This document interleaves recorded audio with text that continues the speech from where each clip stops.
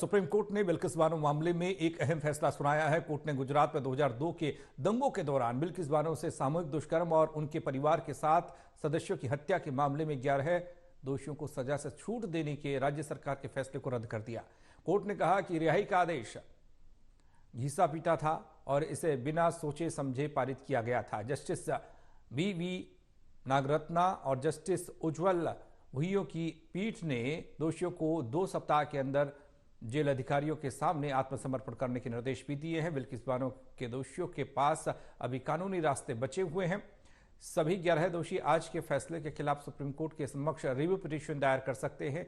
दोषी जेल में कुछ समय बिताने के बाद माफी के लिए आवेदन कर सकते हैं। इसके लिए महाराष्ट्र सरकार से अपील करनी होगी। बिल्किस बानो मामले में शीर्ष अदालत के फैसले पर असदुद्दीन ओवैसी की प्रतिक्रिया आई। उन्होंने कहा कि बीजेपी सरकार को बिल्किस बानो से माफी मांगनी चाहिए। ओवैसी ने कहा कि आज सुप्रीम कोर्ट ने साफ कर दिया कि बीजेपी सरकार ने बिल्किस बानो के दोषियों को छोड़ने में मदद की। वहीं कांग्रेस नेता पवन खेड़ा ने भी प्रधानमंत्री मोदी और गुजरात सरकार पर निशाना साधा। Given all this, the manner in which the remission orders were passed by the state of Gujarat, which had no power to do so, and the state of Gujarat should have actually gone in review and said this order is wrong, it's contrary to the law, it's contrary to the judgments of the court. But they acted in a manner by granting, and they said a few things about, I'm yet to read the judgment, it has yet to be made available.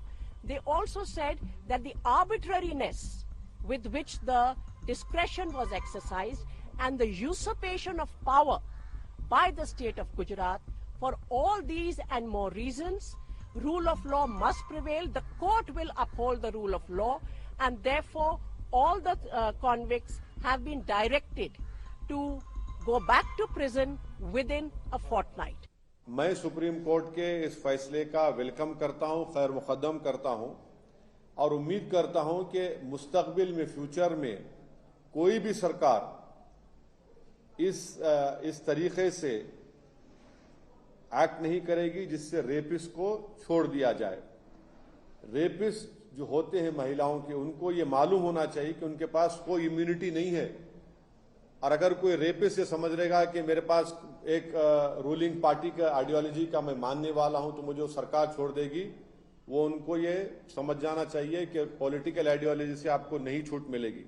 कि नरेंद्र मोदी की सरकार बिल्किस बानो से माफी मांगे, उनको apologise करे।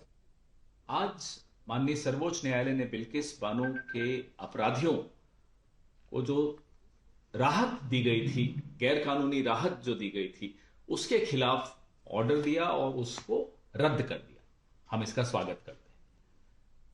स्वतंत्र भारत में बाबा साहब अंबेडकर के संविधान में ऐसा कोई प्रावधान नहीं हो सकता जहां अपराधी का धर्म देखा जाए या अपराध के शिकार का धर्म या मजहब देखा जाए या जाति देखी जाए। जो पार्डन इनको दी गई थी, जो राहत इन्हें दी गई थी हत्यारों को, बलात्कारियों को, उसके बाद एक पार्टी से जुड़े हुए लोगों ने उनका माल्यार्पण किया, उनका स्वागत किया। यह देखकर रोंगटे खड़े हो जाते थे कि इस देश में आजादी के 75 साल बाद जब हम अमृत महोत्सव मना रहे हैं तब भी ऐसा संभव है। आज सुप्रीम कोर्ट ने हमारी आस्था भारत के संविधान पर, भारत के कानून पर, न्यायपालिका पर फिर से स्थापित कर दी है।